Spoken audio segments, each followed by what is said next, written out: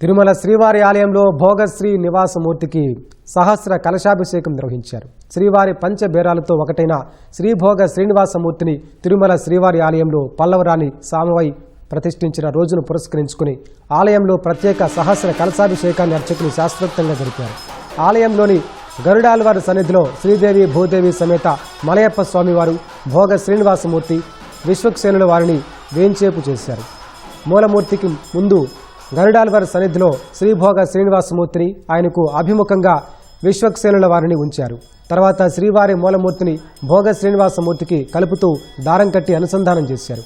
అనంతరం పండితులు వేద పారాయణం చేయగా అర్చక స్వాములు ప్రత్యేక సహస్ర కలశాభిషేకం వైభవంగా నిర్వహించారు.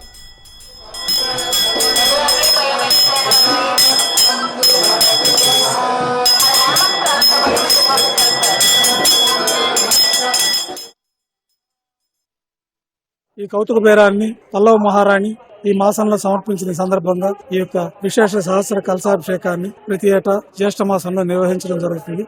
ఆ కార్యక్రమాల్లో భాగంగా ఈ రోజు ఉదయం ప్రాతకాల ఆరాధనలు పూర్తయిన తర్వాత సేనాధిపతి వారిని దక్షిణాభిముఖంగా, ఉభయ దేవేలతో శ్రీ మలయప్ప స్వామి వారిని ఉత్తరాభిముఖంగా, పూర్వాభిముఖంగా మూలవర్ల నుంచి బట్టు తారంతో సంధానం చేసుకుంటూ భోగ శ్రీనివాసమూర్తి వారిని బంగారు వాకిల్లో వేంచేపు చేసుకుని సహస్ర కలశాలకి విశేషమైన ఆరాధన చేసి ఆ 1000 కలశాలతోటి స్వామివారికి, అమ్మవార్లకి, శ్రీ భోగ శ్రీనివాసమూర్తికి సహస్ర కలశాభిషేకాన్ని అత్యంత వైభవంగా నిర్వహించడం జరిగింది.